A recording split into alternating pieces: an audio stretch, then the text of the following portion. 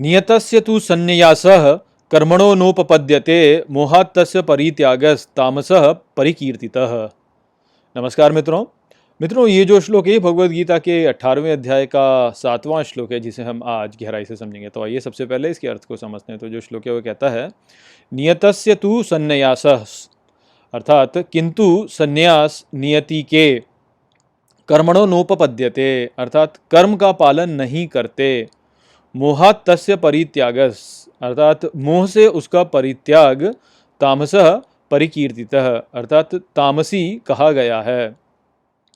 तो श्री कृष्ण अब अर्जुन को नियति के जो कर्तव्य होते हैं उनके त्याग के दुष्परिणामों के विषय में बताते हैं कि जब कोई आसक्ति के कारण अपने नियत कर्तव्य का त्याग करता है तो उस त्याग को तमोगुण से प्रभावित कहा जाता है। तो यहाँ पर श्री कृष्ण जो कह रहे हैं वह त्याग के संबंध में एक बहुत ही महत्वपूर्ण संदेश है। ये ऐसा संदेश है जिसे कि लोग समझ नहीं पाते और इस कारण से भ्रमित हो जाते हैं। तो हम सभी यहाँ पर इस संसार में अपना जीवन यापन कर रहे हैं और इस जीवन यापन में हमारी कुछ परिस्थितियाँ हैं जिनका हम सामना कर रहे हैं। अब वास्तव में होता क्या है कि लोग ये धारणा बना लेते हैं कि ये जो परिस्थितियाँ हमारे जीवन में हमारे लिए उत्पन्न हुई हैं यह केवल अकस्मात रूप से ऐसे ही बस उत्पन्न हो गई, कि संसार में बस ऐसे ही जो है अकस्मात रूप से घटनाएं हो रही हैं और ये जो परिस्थितियाँ ये अकस्मात रूप से हमारे लिए उत्पन्न हो गई। तो इस प्रकार की भावना जब व्यक्ति रखता है तो यही सोचता है कि भाई ये जो परिस्थितियाँ हैं इनका मुझे सामना करना है, और यदि व्यक्ति जो है वह दुर्बल हो तो इन परिस्थितियों से दूर भागने क्या सोचता है कि अरे मैं इन परिस्थितियों से किसी प्रकार से दूर भाग जाऊं। तो व्यक्ति वास्तव में ये नहीं समझ पाता है कि ये जो परिस्थितियां हमारे लिए इस संसार में उत्पन्न हुई हैं ये इस प्रकार से अकस्मात रूप से उत्पन्न नहीं हुई हैं कि मैं इनसे दूर भाग सकूं त्याग करके।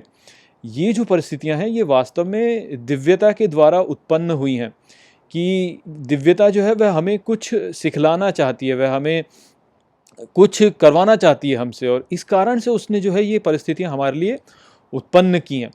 तो हम इन परिस्थितियों से भाग नहीं सकते हैं, ये हमारी नियति है।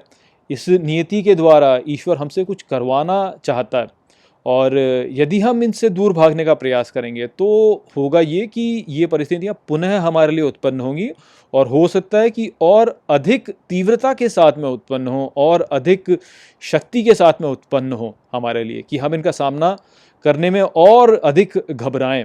तो ये जो सारी परिस्थितियाँ हमारे लिए उत्पन्न होती हैं ये अकस्मात रूप से उत्पन्न नहीं होती, जबकि ये जो परिस्थितियाँ होती हैं ये दिव्यता द्वारा हमारे लिए संरचित की गई हैं, ताकि हम उसके लिए कुछ कर सकें या हम कुछ सीख ले सकें। ये हमारी नियति है, हमें इसे करना ही होगा, हम इससे दूर नहीं भाग सकते, इसको त्याग नहीं सकते। तो इसको आप अर्जुन के ही उदाहरण से समझ सकते हैं कि देखिए अर्जुन जो है वह एक क्षत्रिय हैं और वह ज्ञानी भी हैं। तो इस प्रकार से उनका ये कर्तव्य है कि वह अच्छाई के लिए युद्ध करें, न्याय के लिए युद्ध करें, और क्योंकि उनकी इसी प्रकार की प्रवृत्ति है और क्योंकि उनका इसी प्रकार का धर्म है तो इसलिए नियति में उनके लिए यह ही हुआ कि वह ऐसी स्थिति में आ खड़े हुए जहाँ पर कि उनको अपने प्रियजनों से युद्ध करना पड़ रहा है। तो ये उनकी नियति है कि उनको अपने प्रियजनों से युद्ध करना है, क्योंकि वह क्षत्रिय हैं और धर्म को अच्छे से समझते हैं। तो अब यदि वो अपनी इस नियति का पालन नहीं करते हैं, वह यदि श्री कृष्ण की जो उपदेश है उनका पालन नहीं करते हैं और युद्ध से पीछे हट जाते हैं, तो भविष्य में ऐसा ही होगा कि स्थितियां कुछ इस प्रकार से उत्पन्न होंगी कि वह पुनः अपने प्रियजनों के सामने होंगे युद्ध करने के लिए। ये तो आप वैसे भी देख सकते हैं ना कि देखिए यदि मान लीजिए वो युद्ध नहीं करते हैं, वो पीछे हट जाते हैं, तो जो कुरु हैं, दुर्योधन जो हैं, वह और अधिक वो हो जाएंगे, क्या कहते हैं, टिरानिकल जिसे कहते हैं, टिरानिकल हो जाएंगे और अधिक अपनी जो इच्छा है उसको थोपने लगेंगे। और भीष्म जो होंगे वह कुछ नहीं कर पाएंगे, वह बंधे हुए हैं।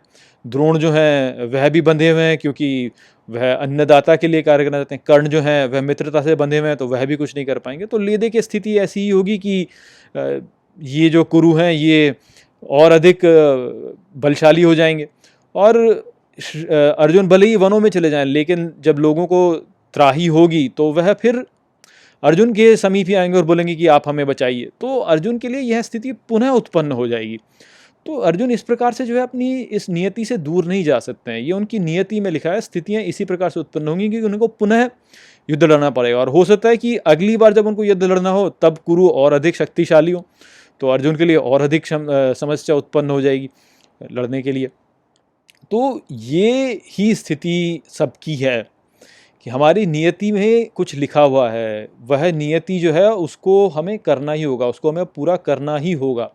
यदि हम उसे पूरा नहीं करते हैं, हम डर के मारे, भय के मारे पीछे हट जाते हैं और उनको पूरा नहीं करते हैं, और पीछे हटकर केवल उसको कहते हैं कि नहीं मैं त्याग करता हूँ, त्याग करके जो है मैं बच जाऊँगा, तो ऐसा नहीं होता है। आप ऐसे त्याग करके बच नहीं सकते हैं, आपको अपनी नीति को पूरा करना ही होगा। यदि आप त्याग करके पीछे हट जाते हैं और कहते हैं कि मैं अपनी नियति को पूरा नहीं करूँगा, मैंने तो त्याग कर दिया, तो उस प्रकार का जो त्याग है वह तामसी त्याग है, वह वास्तव में अज्ञान में उत्पन्न त्याग है। आप ऐसे अपनी नियति को त्याग नहीं सकते। तो यही संदेश यहाँ पे श्री कृष्ण का था। आशा करता हूँ कि मैंने इस श्लोक को आपको अच्छे से समझा दिया होगा। चलिए इसी के साथ इस वीडियो को यहीं पे समाप्त करते हैं। नमस्ते।